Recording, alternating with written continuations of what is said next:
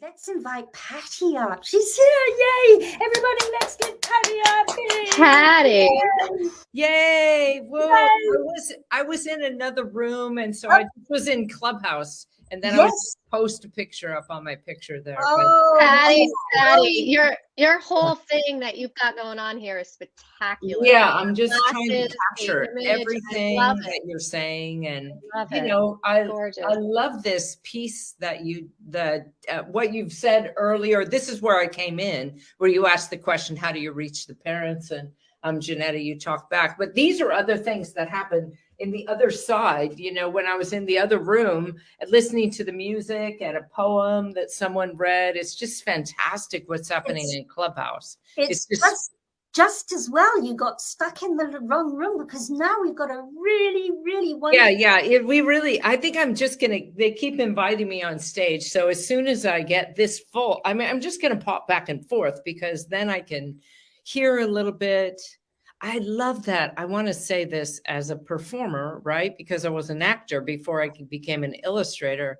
I love that piece. And I was trained as a drama therapist. So I understand playback theater and the value of doing something like that. And I think, even I was saying to someone the other day, when you actually use an empty chair and you put someone in it that you need to have a conversation with, it's helpful, because then you can say everything you need to in advance. And sometimes it's even better if you sit in that chair and respond the way that you wish they would, or, whatever. So that's like my favorite is the empty chair. I was having trouble with my in-laws, right? My wife's sister and brother-in-law. And I was like, let's do an empty chair around this. Let's all sit here and put an empty chair, and then we can all speak to it. And it totally resolved what we have. So every time I see them, they always say, thanks. Do we need to do the empty chair on that? It's become like a really great joke, right? Here's my empty chair. I love that. That's fantastic, Meredith.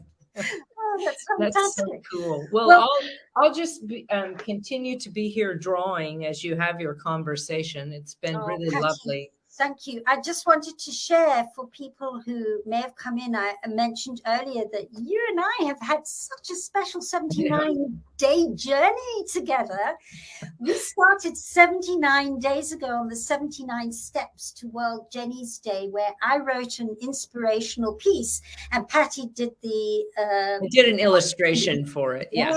Hack drawing. I did a hack drawing, I would say sometimes. Amazing. And if you go to worldjennysday.com and to the link or the page that's 79 steps, it's like an advent calendar. In fact, that was your idea when you drew the very original World Jenny's Day illustration. You and I did it 7 months ago?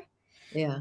To make it like an advent calendar like that, or something. Yeah, it's interesting. I wondered too, and I have to say that even when I was drawing the last image, for the last day, you sent me some ideas of what, and then I thought, I'm just going to draw what I always do, which is draw, and I'll try to incorporate some of the things that you said. But I wondered, were you surprised? Did you think, oh, that's not what I was thinking at all? Or did you think, oh, okay, that's a different... No, we got it. That's what I was wanting to show, how our PR people and social media people kept on saying, you do realize that this day is like a celebration closing ceremony. Yeah. It really is. We have had so much going on in these 9 months.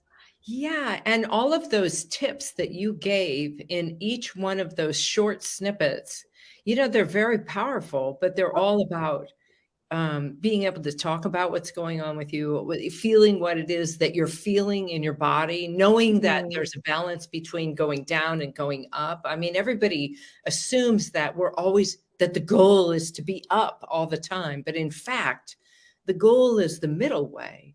It's the place in between, so that you're not thrown off by somebody's really great comments about how fantastic you are, or someone's comments that you're not doing a great job. You don't take in feedback or even your own feelings. Just know that they're like a stream, which is one of the images that you used.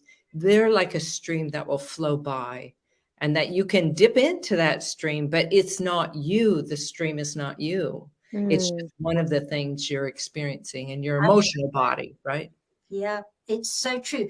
And I think the biggest insight for me when I started this work was understanding the value of feeling down. Yeah. What it gives you, because then you can lean into it and go, this is so amazing. Oh, this is what it's giving me.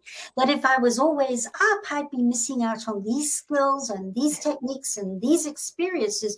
And then suddenly your heart opens and you go, oh, I'm so glad that happened.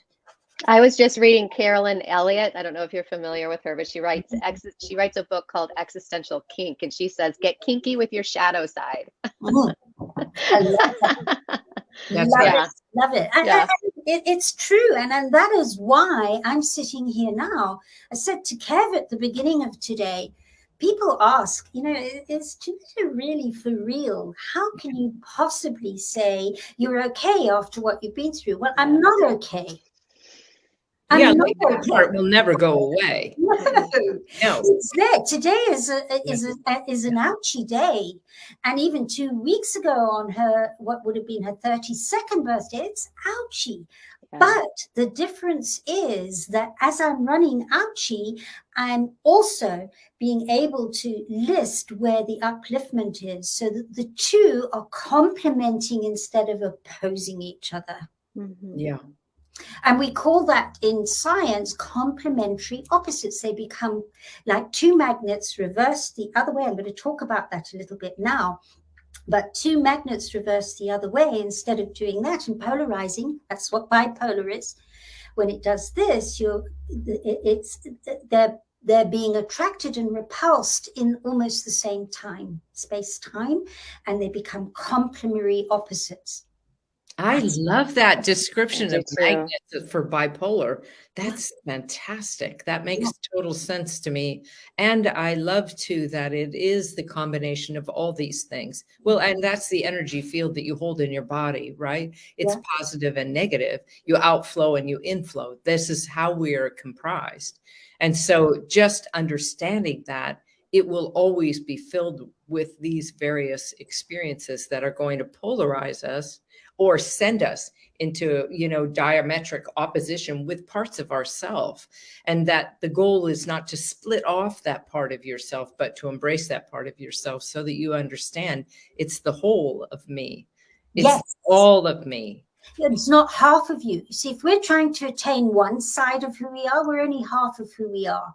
The whole is the positive and negative. We understand that. I'm going to show it a bit later, so I won't go too much into it because I've got it all drawn out in a PowerPoint presentation for about 5 minutes, and I'll show it to you later. So Meredith, Patti, love you so much. So all right, you can drop me off the stage. I'll still be here drawing.